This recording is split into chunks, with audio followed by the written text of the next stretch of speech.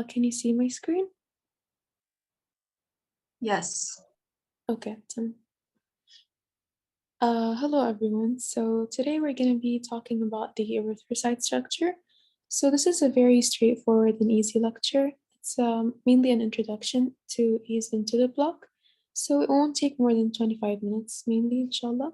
So today we're going to be talking about the composition of blood, production and destruction of RBC, structure of the RBC, um, the role of proteins in RBC deformation, and anchored inspection. So the questions from this lecture are mainly geared towards the anchored inspection, the RBC deformation, and destruction of RBCs. This is where most of the questions are asked about, and the RBC membranes. Basically, all of them. Listen. So to brief recap, so the body fluid compartments are divided into two main categories. We have the intracellular fluids, which are inside the cells, of course, and the extracellular fluids, which are outside the cells. Now, the extracellular fluid can be divided into interstitial fluid and blood plasma. So interstitial fluid is any fluid that's between the blood and the cells themselves. So as you took from CVP, the interstitial fluid is like a highway. So anything that needs to leave the blood and enter the cell, or anything that needs to leave the cells and enter the blood, has to pass through the interstitial fluid. So if the blood is delivering oxygen, if the blood is taking away carbon dioxide or metabolites from the cells, everything that has to move between these two compartments has to pass through the interstitial fluid. So just a brief recap. Now, when we talk about the blood is mainly composed of three main parts: plasma, the platelets and white blood cells, and red blood cells. So, the plasma is basically just the liquid part of the blood. It's where everything is dissolved in your proteins, electrolytes, gases. It's basically the matrix of the blood. So, anything that has to be dissolved within the blood or transported within the blood is present within the plasma. The buffy coat is basically just composed of the platelets and white blood cells. And then you have the erythrocytes or the RBCs or red blood cells. Now, the plasma, you need to keep in mind is that it's usually a cloudy color. So it's usually either a pale or yellow liquid. If it appears to be whitish, then that's a problem. So this is the normal color of plasma. It's a pale yellow. But if a patient has a white plasma, then this is an indication of hyperlipidemia, and it's a problem. So just keep that in mind. Now, to dig deeper into the constituents of blood, as we said, we have the plasma, which is the matrix of the blood, and it carries proteins, ions, water, gases, wastes, and nutrients. So everything in the blood is basically in the plasma. The other tiny part is the white blood cells and platelets, and then we finally have the RBCs. Now, when we talk about the plasma proteins, one really important protein to keep in mind is the albumin. You probably remember albumin from CVP. It's really important in maintaining osmotic pressure. So any changes in albumin levels can lead to changes in the amounts of water leaving or entering the blood vessels and into the interstitial fluid, so which can lead to edema. So albumin is a huge constituent of the plasma. Um, Another important protein to keep in mind is the fibrinogen.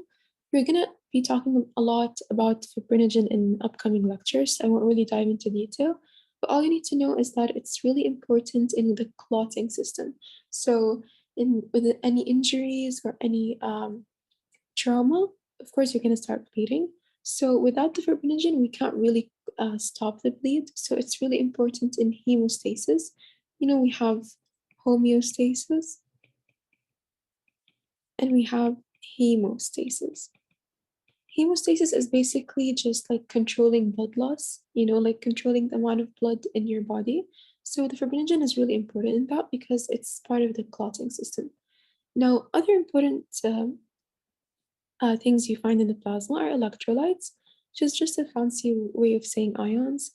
And this is also really important in maintaining osmotic pressure and homeostasis because of, you know, we have the main ions, sodium and potassium and calcium and chlorine. So the main concept is that where ions go, water follows. Remember this from CVP again. So that's why the level of ions in the blood is really important because if you lose electrolytes, that means you're losing water because wherever the ions are moving, the water usually follows with them. So this is another reason to why electrolytes are very important. And you also have nutrients with like glucose and wastes from any metabolic activity from the cells. Any questions about the plasma?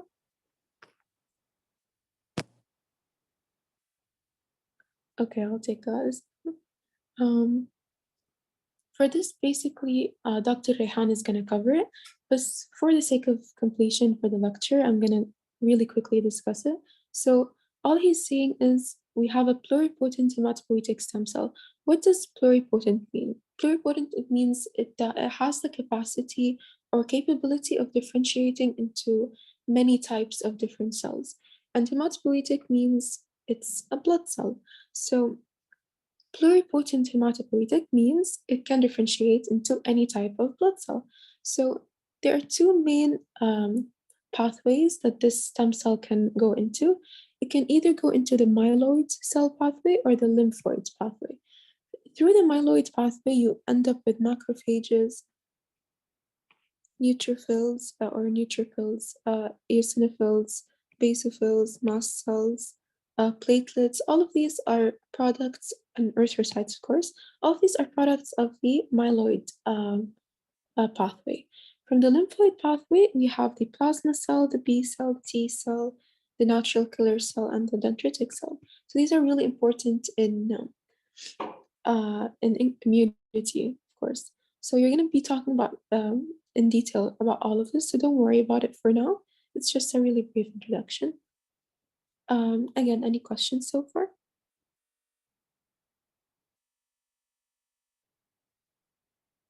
Okay, so I'll move on.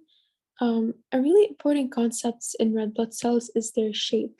The shape of the red blood cell gives it all of its characteristics almost. So what we need to keep in mind is that the red blood cell is not a flat surface. It's almost like a donut, but not really because it doesn't have a hole in the center, but it has like an indentation. So if you look here, the hollow center, it's not really hollow, but it's more indented. So this is really important, a really important characteristics of the red blood cell. So to talk more about this, we call this shape a biconcave shape. Why do we call it biconcave? Because if you look at it from the side view, you see two concavities. So we call it biconcave. And from revisiting the concept of surface area, mainly from GI, remember how we said whenever there's villi, we have more surface area for absorption and activity. So what do we usually mean when we say that? Basically, anything that's not a flat surface has more surface area, whether it be just waves or like the villi or just a small crevice, anything that's not a flat surface is has a greater surface area, which is better for any exchange of nutrients or any activity.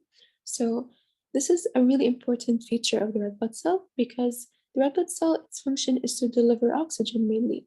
So it needs a great surface area for easy exchange of oxygen into the red blood cell and out of the red blood cell.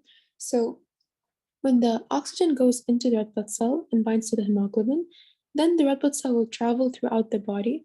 When it reaches its tissue or its target cell that it wants to give oxygen to, it's going to release that oxygen. So it needs a really good surface area for a quick in and out of oxygen from the cell. Now, um, another consequence of its shape is that it's able to squeeze easily through small capillaries. So this donut shape of the red blood cell means it can squeeze more and it can squeeze in a vertical sense. So it's a very deformable cell. Like it can squeeze in many different ways for it to be able to move through the tiny capillaries. Um, Another factor about the red blood cell is that it's basically technically empty. So we don't really have the usual nucleus and mitochondria and stuff like that. It's mainly just hemoglobin. It's just an empty bag of hemoglobin, as they call it. So um, yeah, that's it. Also, we talked about high surface area, low MCHC. So you're going to be talking about these terms in detail in upcoming lectures, but it's important to really understand this one in particular for this lecture. So the MCHC is the mean cell hemoglobin concentration. Now, when we talk about concentrations, it's important to differentiate absolute concentrations from like ratio concentrations. For the MCHC, it's not an absolute concentration. What does that mean? That means that when it goes up and it goes down, it doesn't necessarily mean you have more hemoglobin or less hemoglobin. It just means that there's more hemoglobin with respect to the cell volume or less hemoglobin with respect to the cell volume. And I'm going to clarify this in the upcoming slides, so don't worry. Um, so all of this is really important to keep in mind because a lot of these things change as the red blood cell ages. And as the red blood cell ages, it loses a lot of its properties, which is what causes it to be destroyed and die. So as we said, the normal healthy young red blood cell has a biconcave shape. As it ages, it loses that concavity, it loses that shape. So it becomes more of like a flattened thin circle. So as a result, you're losing surface area. So that's the first consequence. When you're losing surface area, it's less efficient oxygen transport, of course, and more importantly, you're increasing the MCHC. Now, this is what I mean when I say it's not an absolute index, which means because the MCHC increased, it doesn't mean that the hemoglobin increased. It just means that the cell volume went down, which made the hemoglobin seem like it's more or it's making up more of the cell. Let's say, for example, I'm carrying like 10 t-shirts in a really big suitcase. These 10 t-shirts are not really taking up much space of the suitcase. It's like a tiny, tiny percentage. But if I move these 10 t-shirts into a tiny backpack, then it's going to be really, really compacted. So the entire backpack is going to be taken up by those 10 t-shirts. So it's not that we're increasing the number of t-shirts, it's just that the volume is decreasing. So relativity when we're talking about relative wise, the it's gonna seem like there are more t-shirts in the bag when in reality it's just the space shrunk. So it seems like it's taking up more space. So this is the concept of the MCHC. As the red blood cell ages, it's not that the hemoglobin increases, it's just that it loses its shape and it loses its surface area, which means the surface area to volume ratio goes down, which makes it seem like the hemoglobin is taking up more space of the cell. So the ratio of hemoglobin to the volume of the cell goes up only because the volume is going down. The hemoglobin isn't really changing. Uh, this leads us to the third concept, which is viscosity. Now, viscosity just means like how dense the cell is, you know? So going back to the suitcase reference, if you take these 10 t-shirts in the giant, like family size suitcase, it's going to be a very light suitcase. Like you're going to be easily be able to move it around. But if you take these 10 t-shirts and stuff them in a really tiny backpack, this backpack is going to be heavy. It's going to be very dense and not easy to carry, not easy to move around. So this is the concept of viscosity.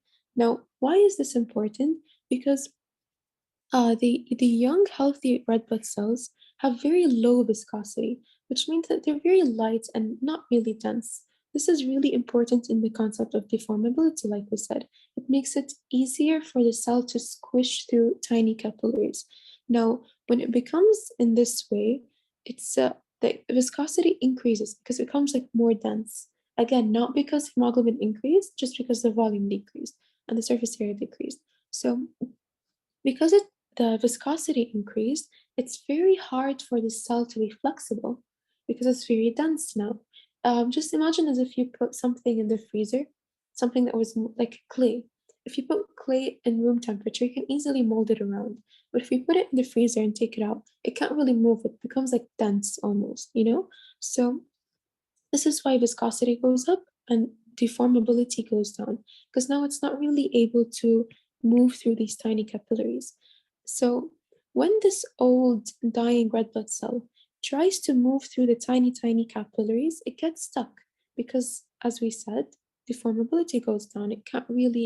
Um, it can't really squeeze in different shapes to make its way through the capillaries. So it gets stuck and it starts to get damaged in the capillaries. What picks these damaged red blood cells up? It's the splenic macrophages. So the splenic macrophages are going to see these red blood cells stuck and getting damaged in the capillaries, and they're going to engulf them and break them down. So this is basically what happens to a dying red blood cell, just like to deeply understand what happens. Now to look at the life cycle in general. Now, an important thing to keep in mind is that the red blood cell is the half-life, not half-life, um, the red blood cell only survives about 120 days within the blood. So this is important to keep in mind for when you're dealing with clinical scenarios in the future. So it only lasts about 120 days. So let's go all the way from the beginning. Erythropoiesis starts in the red bone marrow, of course. Erythropoiesis is just the formation of the red blood cell. So what components do we need to make a red blood cell? We need erythropoietin, which is the hormone that's going to stimulate the process. We need vitamin B12, and the reason why you need vitamin B12 will be discussed in other lectures. And we need globin and iron because the red blood cell is carrying hemoglobin. The globin is basically the molecule that has iron bound to it. No, it's the opposite, sorry. The heme is the molecule that has iron bound to it, and the globin is basically the protein chains. Okay, so we need protein for the globin, and we need iron for the heme. So these are basically the things that make up the red blood cell. So after the red blood cell finished its 120-day cycle, it either goes to the liver or to the spleen, but mainly, usually it's in the spleen. So when it gets to the spleen, as we said, this happens. So because it's deformed and or there's low deformity and it can't really squeeze through the narrow capillaries in the splenic capillaries, it's going to get stuck and it's going to get damaged. So the macrophages will pick up on the damaged red blood cells and break them down. So as you see here, they're going to be phagocytosed and broken down. What is it going to be broken down into? Basically, everything it was made up from in the beginning. So it's going to be broken down into globin. Globin, as we said, is just protein chains. So it's going to be broken down into amino acids, which will be reused for other purposes. Now, the heme will be broken down into iron, because iron makes up the heme. And it's also going to be broken down into biliverdin. And the details of this pathway, which is the biliverdin and the bilirubin, you're going to take them in the biochemistry lectures. But a brief overview is that the biliverdin will be converted into bilirubin. Bilirubin will be taken to the liver, and then it will be converted into bile salts, which will go to the gallbladder. Once you eat like a fatty meal, the bile salts will be released into the intestines, and they will be converted into bilirubin, urobilinogen, and stercobilin. So this is the basic pathway of the bilirubin. The iron will be transported through transferrin and stored in the liver as ferritin so that it can be used for whenever it's needed. So this is basically what happens. It's just broken down into globin, which is protein, heme, which is iron, which will be stored as ferritin in the liver, and biliverdin, which will be taken up to the liver, converted to bile salts, to the gallbladder, to the intestine as bilirubin, and so on. So this is the basic life cycle of a red blood cell. Can you briefly explain it once again, because it's kind of confusing? Sure. The cycle or this part? No, the cycle. Okay. I know it takes a minute. Sorry. No problem. So let's start again. So in the bone marrow, we have the process of erythropoiesis, which is the synthesis of the red blood cell. So, what are the components needed to make a red blood cell? We need the hormone erythropoietin to stimulate the process. We need vitamin B12, which is the reason to this will be discussed in other lectures. We need globin and iron. Now, you know that the red blood cell is carrying hemoglobin. So this is basically all it's really carrying. So the globin is just protein chains. And the heme is basically carrying the iron in the center. Okay, so basically you'll need iron and the globin, which is protein. So all of these components make up the red blood cell. Is it clear so far? Yes. Okay, so this red blood cell is gonna circulate in the blood for 120 days. After 120 days, all these changes are gonna happen to the cell. So it becomes old and non-functioning. So when that happens, it's gonna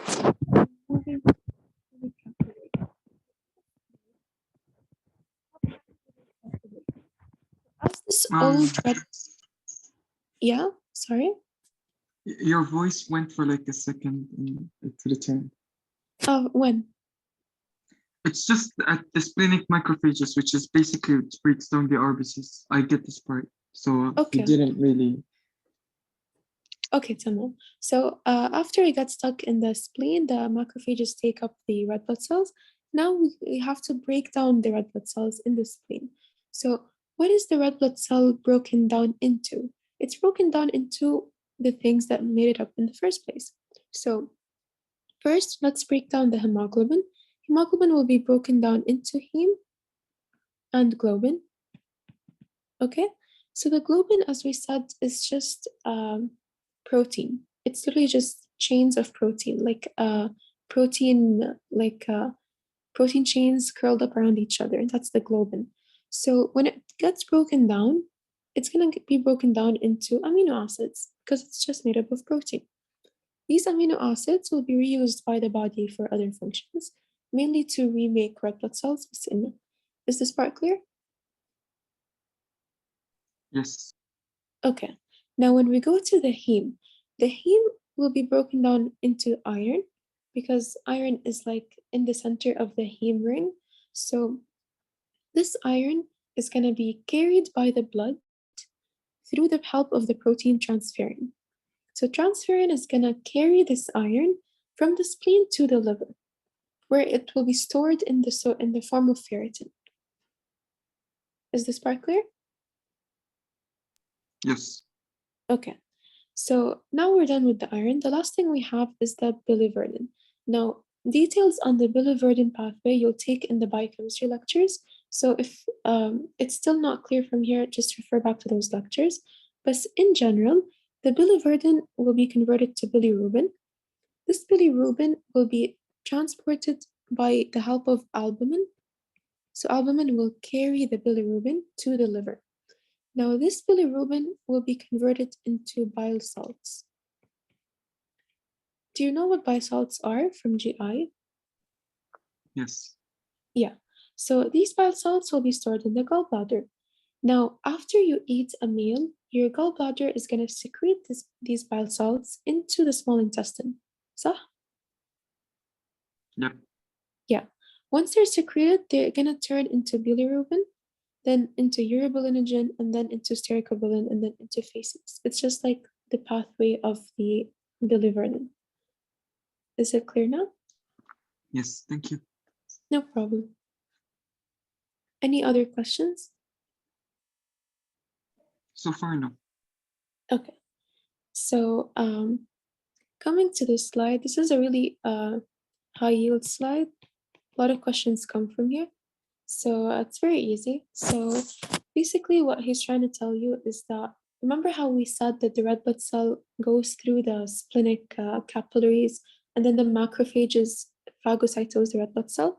He's just telling you that there are ways that the macrophage recognizes that this is a dying red blood cell. So one of those ways is through the phosphatidylserine. So this is a very high yield concept. So basically, this is the lipid bilayer of the red blood cell. This is on the outside, this is on the inside, which is towards the cytoplasm. We have many glycolipids and carbohydrates and what's it called? Cholesterol. A lot of these things make up the red blood cells, red blood cell membrane.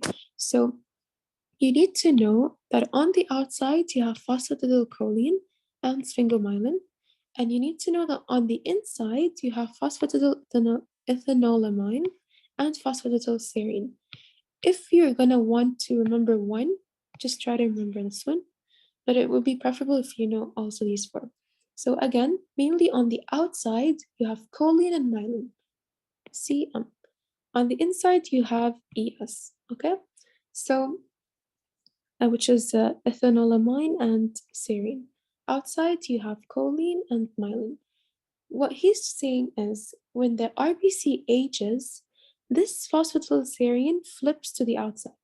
So usually it's sitting on the inside, so the macrophages don't really see it because it's on the inside of the membrane. But once it ages or it gets damaged through inflammation or any processes and it needs to be broken down, the phosphatidylserine flips to the outside. So now we have phosphatidylserine on the outside. So as the red blood cell is moving through the splenic capillaries, the macrophages are going to recognize the serine. So when the macrophage recognizes the serine, it engulfs or phagocytoses the red blood cell and destroys it. So the main thing to take away from this slide is that phosphatidylserine flips to the outside of the lipid bilayer, which allows the splenic macrophages to recognize the red blood cell as a dying or damaged red blood cell. So it phagocytoses it and damages it or breaks it down. Now, is this part clear so far?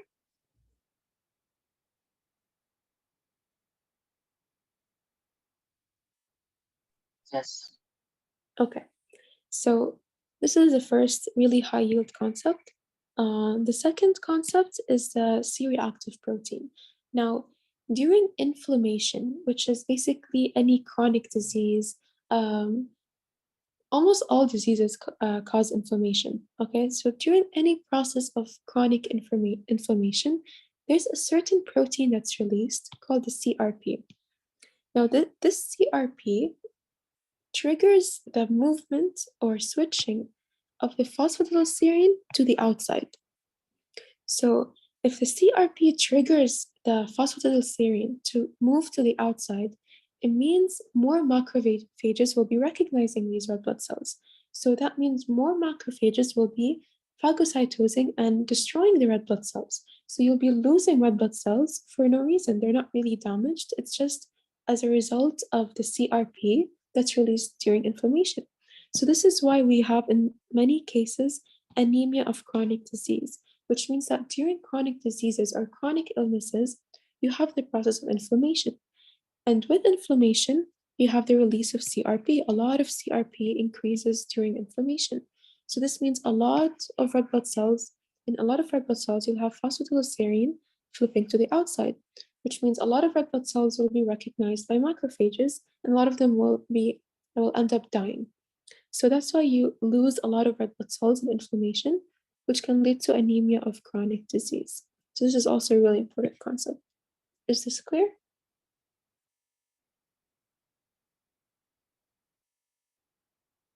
Okay, I'll take that as yes, inshallah. Any questions so far?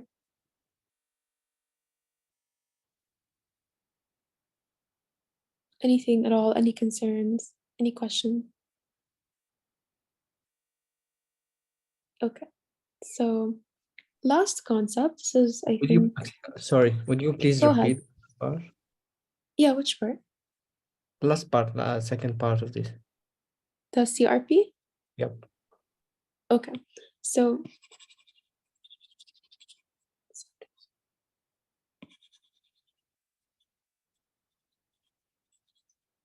okay, so do you get the phosphatidylserine flips to the outside, which is why macrophages recognize it?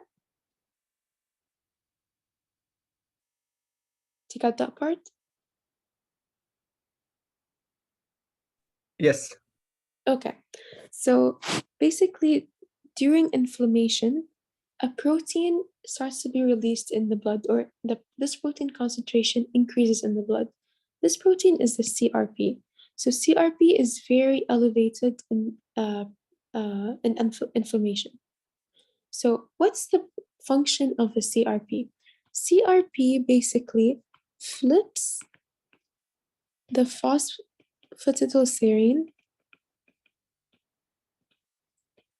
to the outside. So normally when a red blood cell is dying, phosphatidylserine flips to the outside, macrophage recognizes it and eats it. But in inflammation, even healthy cells this will start happening to even healthy cells. Why? Because CRP, the high levels of CRP in the blood, will trigger the flipping of the serine to the outside. So now more red blood cells are being eaten up by macrophages, and more blood cells are dying. So that's why inflammation can lead to anemia, which is called anemia of chronic disease. Is it clear now?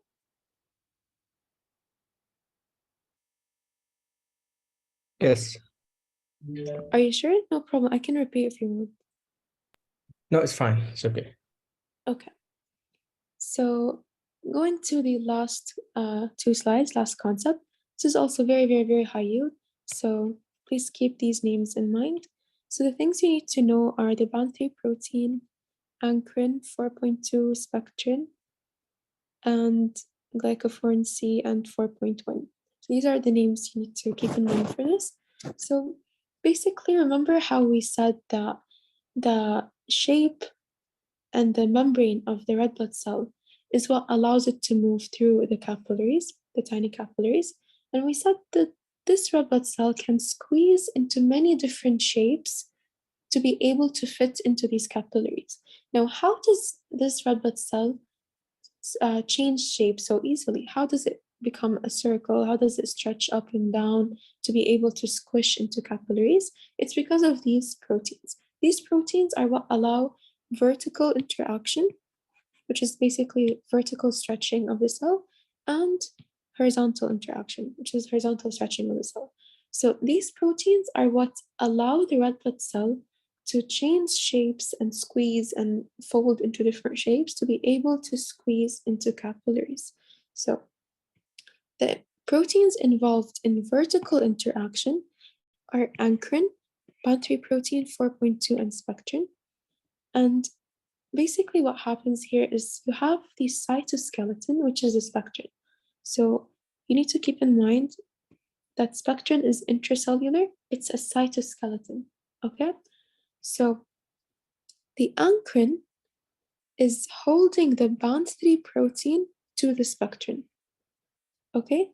So again, ankyrin, which is this green thing, is holding the BAN3 protein to the spectrin. Okay, so it's basically a communication between the membrane and the cytoskeleton. Okay, and 4.2 is also helping in this process. So these proteins are needed for vertical interaction. So it's needed for the cell to vertically stretch.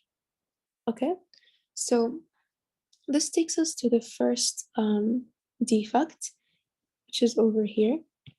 If the ankyrin is defective, or BAN3 is defective, or protein 4.2, or spectrin, which are basically these proteins that we talked about, if any one of these is defective, this means the cell cannot stretch upwards. There's no vertical interaction. So this leads to spherocytosis. The red blood cell becomes like a sphere almost, because there's no vertical elongation of the cell. So if there's no vertical elongation, it becomes more roundish. So you get hereditary spherocytosis. If you see here in the arrows pointing, they're really round red blood cells. How do you know if they're round and not biconcave? It's this hollow center. This hollow center means that it's a normal, like donut-looking shape. So the hollow center is just the indentation. But when it becomes like a sphere, it loses this indentation mark. So it becomes like a dark blob. So this is why it looks like this. These are spherocytes. Okay, so any questions on this so far?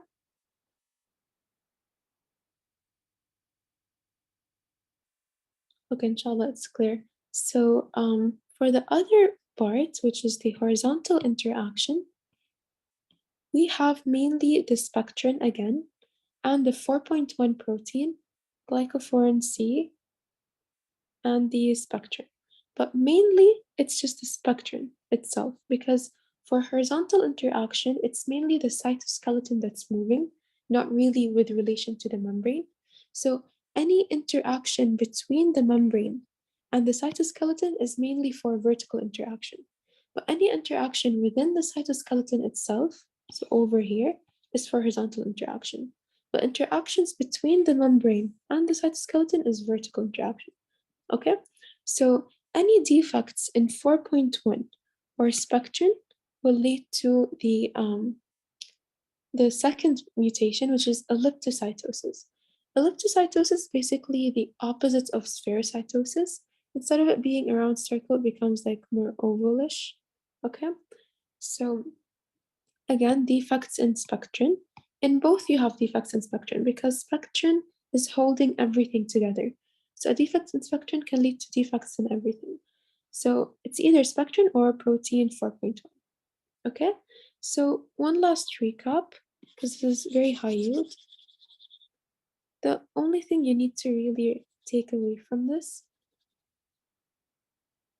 is that bound 3 protein, ankyrin, 4.2, and spectrin give you the vertical interaction, and any defects in any one of these will lead to a hereditary spherocytosis because there's no vertical interaction. Then you have the cytoskeleton, which is the spectrin, and the 4.1.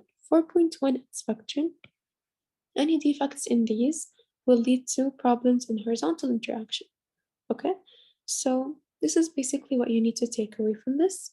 One more time, so in hereditary spherocytosis, it's either the ankyrin is deficient, the spectrin is deficient, bound 3 is deficient, or protein 4.2 is not deficient, but like abnormal. For elliptocytosis, it's either the spectrin is abnormal or protein 4.1 is abnormal. So this leads to loss of vertical interaction. So there's no vertical interaction, or there's decreased vertical interaction. So you end up with like a sphere or circle. For the elliptocytosis, there's no horizontal interaction. So you end up with a more of like ellipse shape because there's no horizontal interaction. And here it's a sphere because there's no vertical interaction. Okay, so that's it for now. Are there any questions before we move on to the questions? No, all clear. Okay, so for the first question, recognition of damaged RBCs by splenic macrophages is done through which of the following? B. B, yes. So as we said, when a red blood cell is dying, the phosphatidylserine is usually inside. But when it's dying, it flips to the outside, which is what's recognized by the macrophages. So is this question clear? Yes. Okay, so the second question. A genetic mutation leading to dysfunctional ankyrin leads to which of the following? B? Sorry? B? Yes, B. So as we said, ankyrin or band 3 or protein 4.2 or spectrin, defects in these will lead to spherocytosis. Why? Because there's sorry? We don't have vertical interaction, right? Exactly. Yes. So because there's no vertical interaction, it's going to be more of a wide circle, more of a sphere. In elliptocytosis, it's mainly 4.1 or what was the other one? Or just spectrin. Cytoskeleton. Yeah, the cytoskeleton, which is spectrin. Okay, so defects in these can lead to erythrocytosis. Why? Because there's no horizontal. So you get more elongated. Is this concept clear?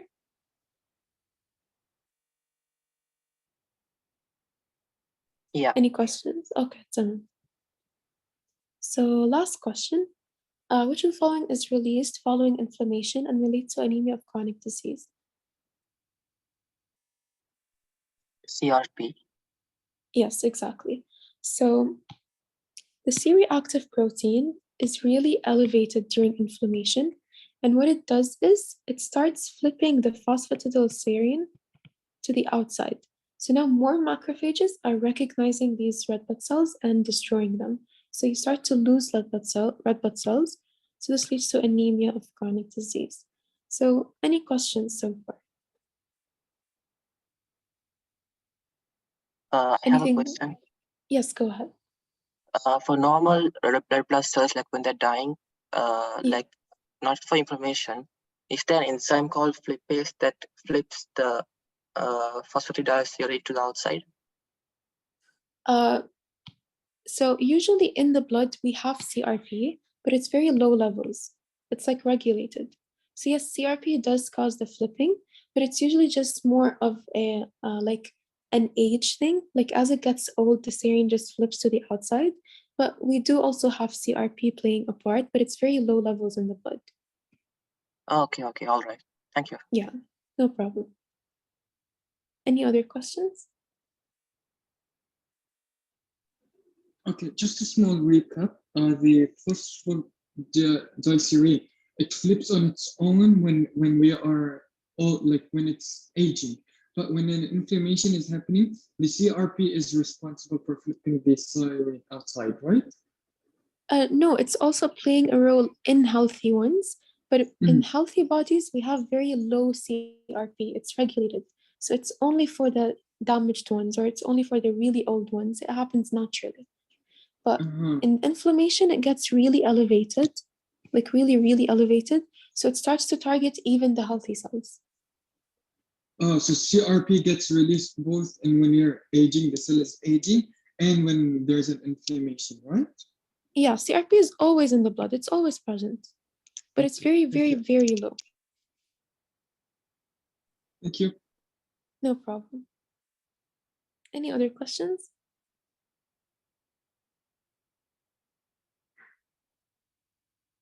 Anything regarding the block or any other lectures, no problem.